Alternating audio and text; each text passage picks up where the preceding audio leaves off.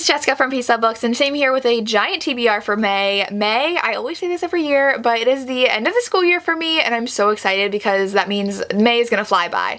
We have 4 weeks. I get out right before Memorial Day, and then I have a summer packed full of fun stuff, including a lot of reading, and I'm just super excited to be off of work for the summer.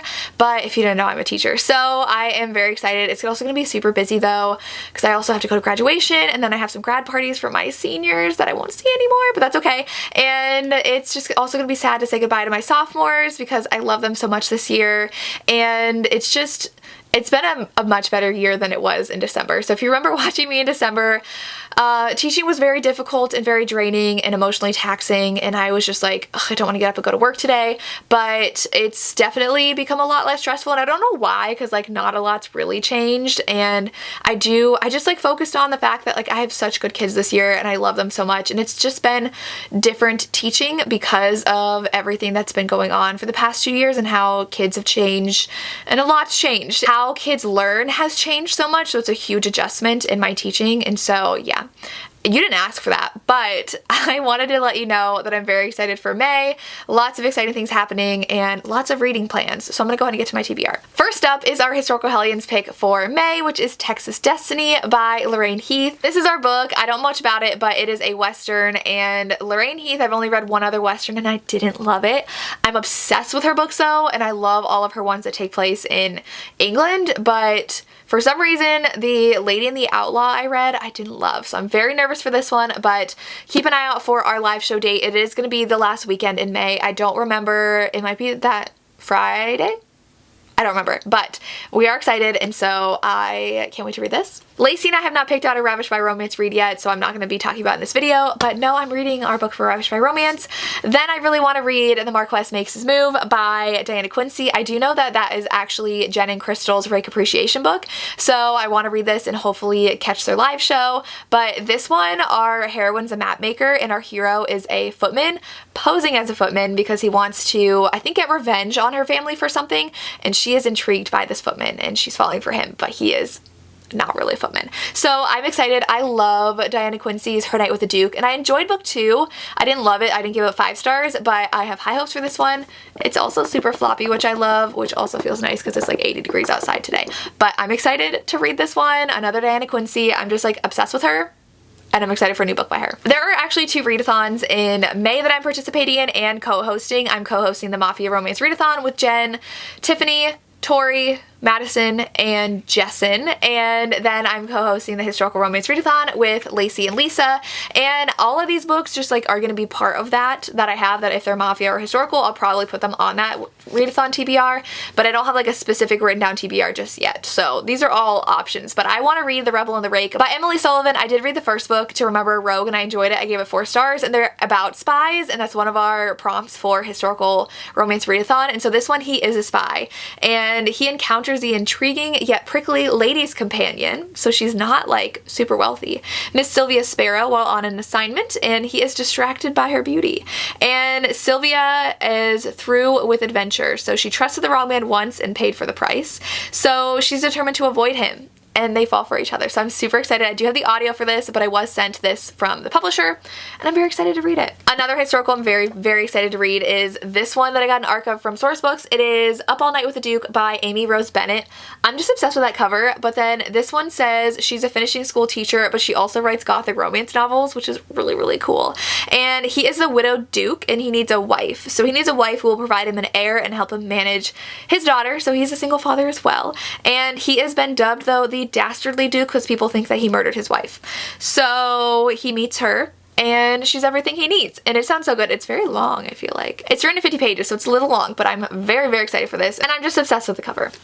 I have 2 Mafia romances right away, so I need to read Mafia Darling by Mila Finelli. This is book 2 of the duet, and I'm obsessed. She falls for her fiance's father. Her fiance's father had kidnapped her and brought her to Italy to force her to marry his son. So book 1 ended on a cliffhanger. I have to figure out what happens next. I also want to read Ivan and hopefully possibly Snow. I'm hopefully going to read book 6 in the Brutal Birthright series this week before May, so then I want to hop into Ivan and Snow before continuing on in the Kingmaker series. So the least that I want to get through is books 1 and 2, but I only grabbed book 1 because I didn't want them all to fall off my shelf because I already pulled a bunch for the video I just filmed before this. But these are Mafia romances. This one, I think she tried to kill him.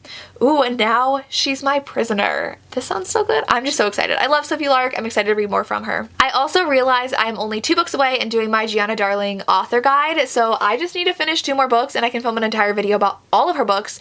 So I'm finally gonna read these. I know these have been on my TBRs before and I haven't gotten to them yet. We have The Secret and The Consequence, but I'm going to read these. They're not that long. I read book 1. I really enjoyed it, so I want to get to these where we get more action and angst because we don't even know who his girlfriend slash fiance is in book 1, but I already know who it is because I thought that was revealed in book 1 and I've always heard it when people talk about the book, but it's not revealed yet, so we're gonna get some drama in these and I'm very excited.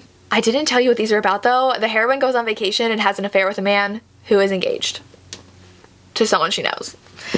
Anyways, the next one I want to really read is Ivy by Willa Nash. This is actually Daphne Perry and it's her pen name, and this one I was sent from the author, so thank you so much to Daphne Perry for sending this to me. And this one is giant and everybody's been freaking out about it, so I think that it's a bit of a romantic suspense. So this says that they're at a university and it says their currency is secrets, not money, and 3 women living there are filthy rich in lies and deceit, and it says 2 of the roommates have played this game for years. That's all it says. It just says they're secrets and I don't know what else there is. Like, what else is this book about? I don't know, but I'm excited. I'm really excited to read more Daphne Perry. I have actually 2 more books on my TBR by her. I definitely want to explore her backlist. And another author I want to explore is Jennifer Hartman.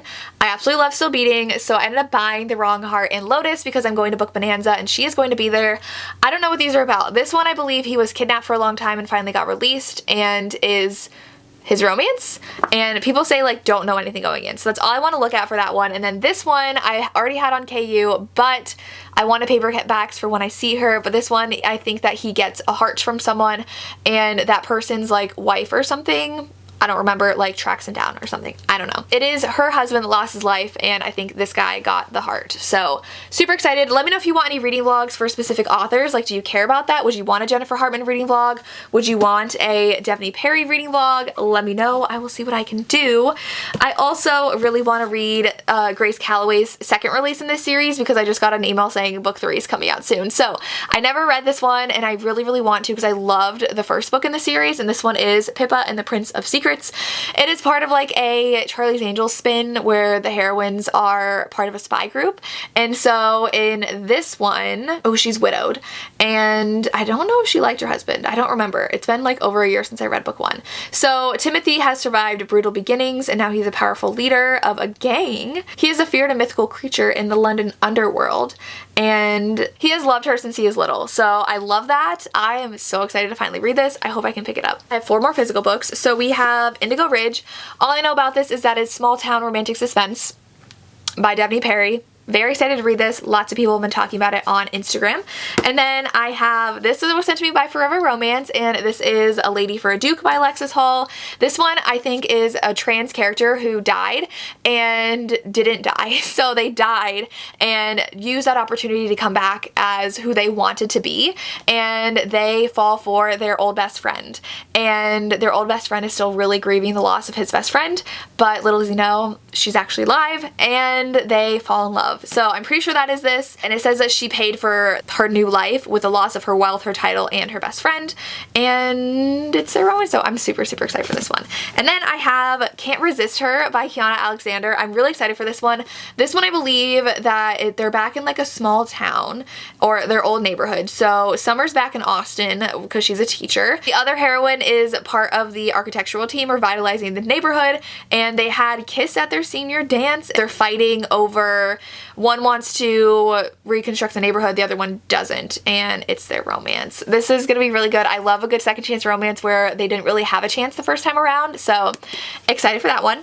And then the last physical copy I want to read is Book Lovers by Emily Henry. This one, they both work in publishing and they meet, I think, at a small town. The heroine's a literary agent. She goes to a small town with her sister and she keeps on running into this bookish editor from back in the city. Very book heavy. It's called Book Lovers, so I hope I love this. I really loved Beach Read. I thought People We Meet on Vacation was okay, so I'm excited for this one. The rest are either ebooks or audiobooks. So the first one is The Dawn by Katrina Jackson.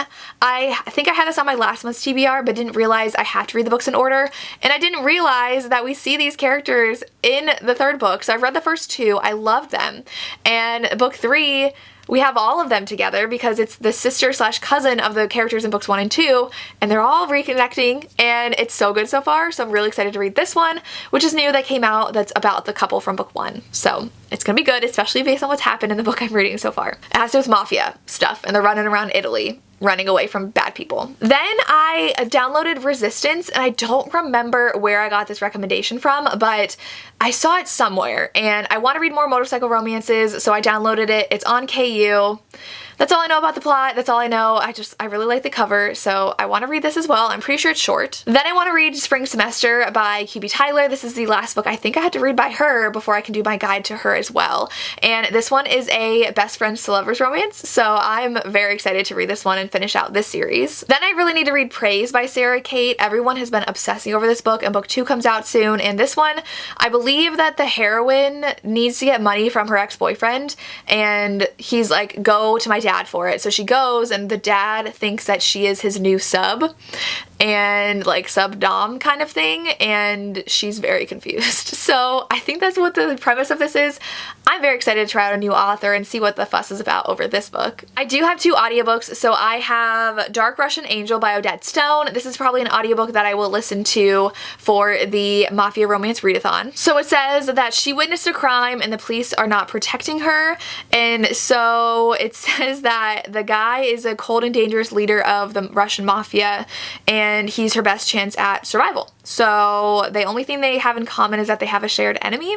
So I think he's gonna help her, but it says he's cold and he's ruthless and he likes to be in control, and she should be afraid of him, but she's not. So that sounds like it's gonna be good. So I definitely want to have an audiobook for the readathon. Then I have Charge by Kate C. Wells. I've been seeing a lot of people talk about Kate C. Wells, but this one is her motorcycle romance series.